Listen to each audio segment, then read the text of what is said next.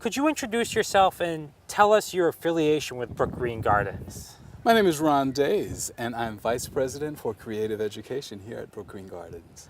And how do you make education creative here?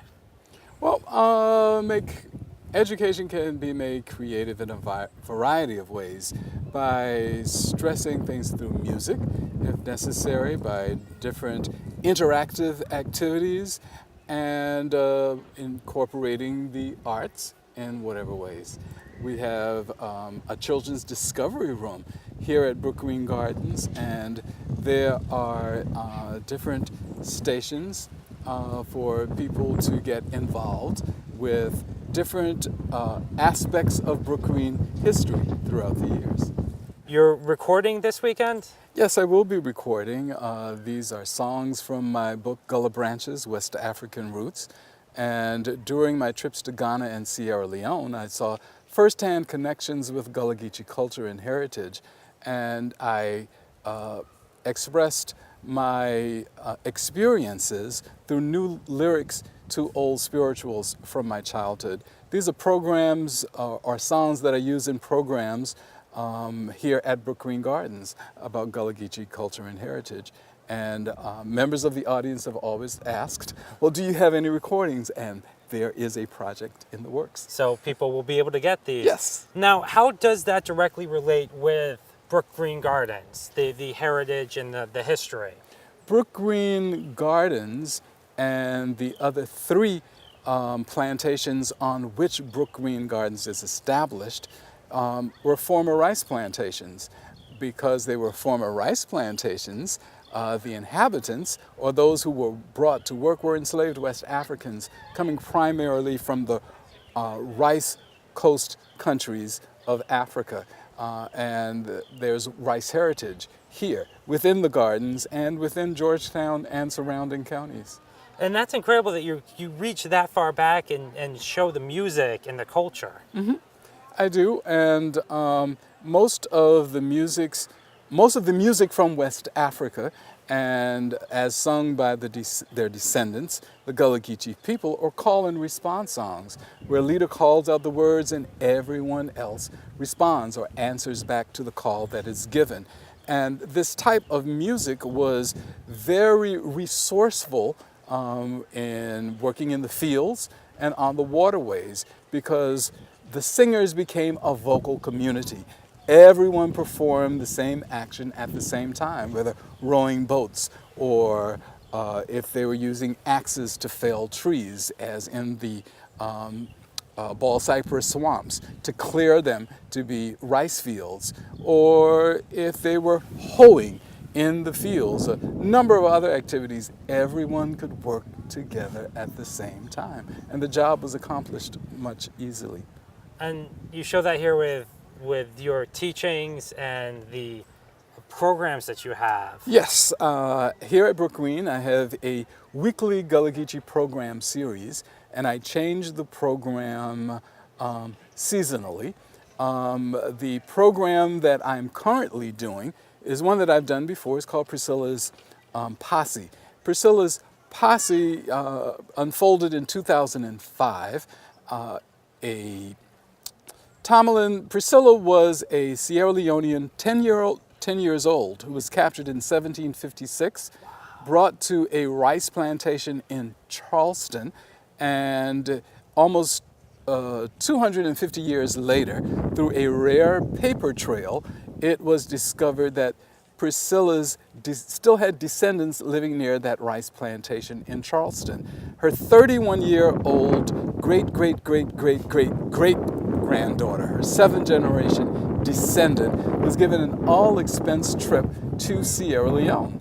And I and others joined Mrs. Tomalin Martin Polite. It was a Gullah homecoming for her. It was a Gullah homecoming for me as well. And Brookgreen Gardens contributed to my participation in that one-week celebration. So a lot of the information that I share with guests concern information that I gathered there, as well as what I learned from my summer before, spending 5 weeks in Ghana, West Africa, and also information from being a Gullah Geechee native, growing up and being a part of the culture and the heritage. And it's kind of interesting with when you think about our past, our nation's past, America's past, that it's really a country of other cultures. Yes, it is. It is of other cultures. And not many people realize, I believe, that First Lady Michelle Obama's ancestors were from Georgetown County, South Carolina, Wow. living in nearby Friendfield Plantation in Georgetown. And I participated in the second inaugural parade for President Obama, because at that time I was chairman of the Gullah Geechee Cultural Heritage Corridor Commission, and we had a float in that parade. Wow. So, and I guess that just brings it back to that idea that we're a nation of all cultures, but there's that belief that 1700s, 1800s, that's the past, that's in the past, that's old. But as you're saying, it's affecting us today. Everybody is affected by all these different cultures. Well, Gullah Geechee culture is an important part of the American cultural fabric. And no, it is not a culture only of some 200 years ago. It's a present day culture. The music, the foodways, the crafts, and the language all are practiced to this day. My children speak Gullah Geechee, but Gullah Geechee speakers for the most part are bilingual. We will speak English as effectively as possible in the appropriate situations, but you will find when we are among ourselves or among people with whom we feel comfortable, you gonna hear something, they ain't sound like the way we talk when we around them other people. In fact, my wife is a native of Syracuse, New York, and when she moved south, she said she thought, that's, some 31 years ago, she thought I spoke very eloquently and elegantly until, as she said, I got upset. Then some things happened to my way of speech. That's amazing. And all of that being taught here. Yes. At a botanical garden. Most people see botanical gardens as a place to go and see flowers, or I know up in one of my hometowns, it was a place that you rented out to have a wedding or a wedding reception. But this place is history, culture, and art, yes, wildlife, everything. This is incredible. Yes, it's a wonderful institution, and it's something that it will captivate the imagination of guests who visit. We also have a zoo. And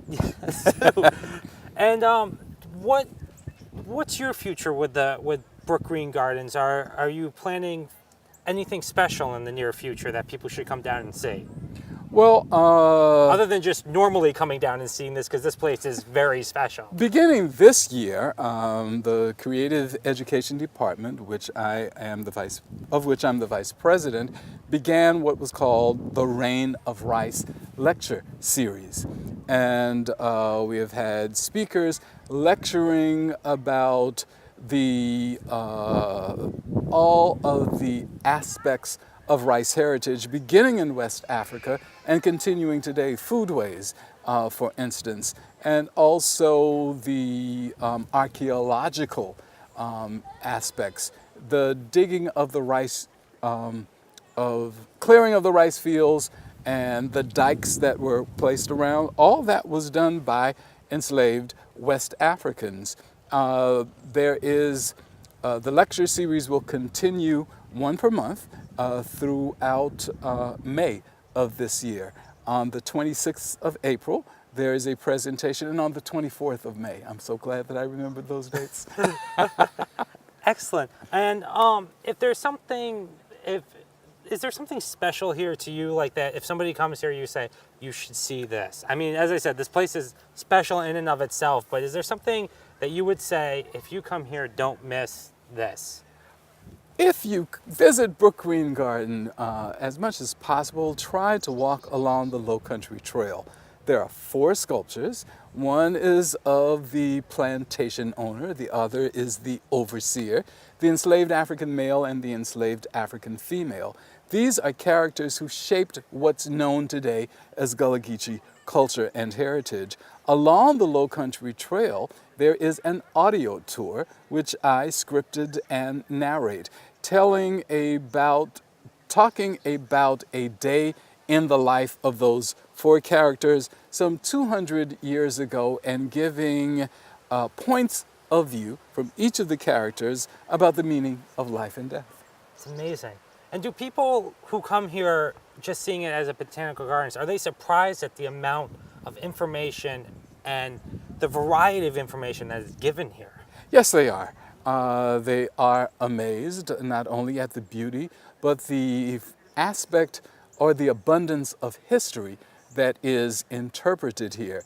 Not just Gullah Geechee culture and history, because on these grounds were those organizers and those who were part of the beginning of American civilization. Southern history is here, Native American history and culture. All of those are interpreted for our guests. Gullah Geechee people are descendants of primarily West Africans who were brought to this country. They were enslaved and brought to work on the plantations growing the cash crops of indigo, cotton, and rice. Rice became king, and the culture that was brought here continues today. The foodways, lots of rice dishes with seafood and vegetables, or vegetables as we would say. The language of Gullah Geechee people, for years it was stated that Gullah or Geechee was only a dialect. It was substandard or broken English. Linguists have informed us that Gullah is a language. It has its own grammatical rules. One of those rules is that whenever words are pronounced that begin with a TH, the TH is substituted with a D, as in this or that, for this or that. Ona is a expression, and in my homeland of St. Helena, South Carolina, generally we will say Ona. Some people will say Huna. Definitely in Charleston, as you move north, you will hear Huna. And in Georgetown and Conway, you may hear Yona. Both of those, they express you as a singular, plural, or possessive pronoun. How Ona to do? What you wanna be eat? What you wanna be eat? Or what you wanna be nyam today? Those are parts of the language which continues. When these enslaved Africans were brought to rice plantations during the 17 and 1800s, there were sometimes hundreds of thousands of them, and 100 or fewer white people. There are older white people in these communities who speak Gullah Geechee because they grew up at a time when there was a large West African presence in their lives. They follow Gullah Geechee practices and beliefs. One particular practice is of bottle trees. Colorful glass bottles generally are turned upside down on tree limbs. Enslaved West Africans brought this belief with them and used it to lure evil spirits away from their homes. It was believed that those evil spirits would be attracted to the bright colors on those bottles. Because the bottles were turned upside down on the tree limbs, once those spirits were inside, they would not be able to get out.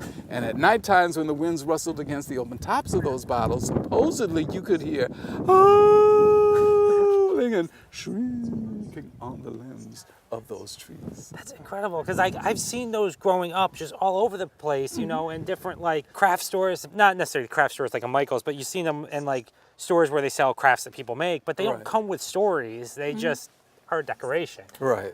And it's amazing to see how much we are affected by everything, but we don't always know why we're affected by it, where it came from. No, you don't. I mean, many people, when they think of Gullah Geechee culture, they think of sweetgrass baskets. Sweetgrass baskets made from sweetgrass, a grass that grows in the marsh.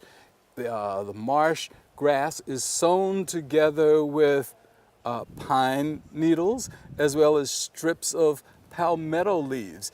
This art form or this craft was done in the same way as in West African countries hundreds and hundreds and hundreds of years ago, when our ancestors were put on slave ships.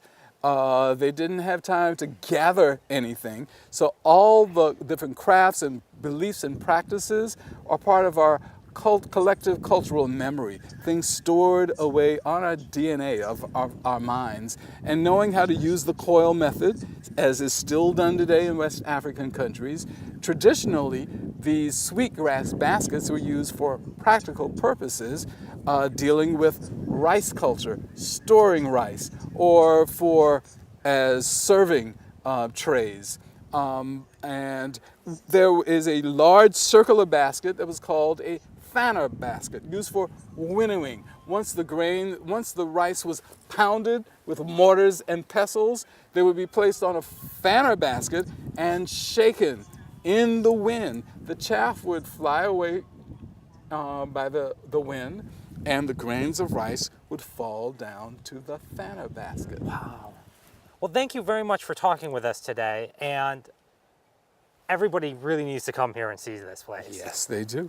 And on a welcome. That's Gullah for you are welcome. Thank you.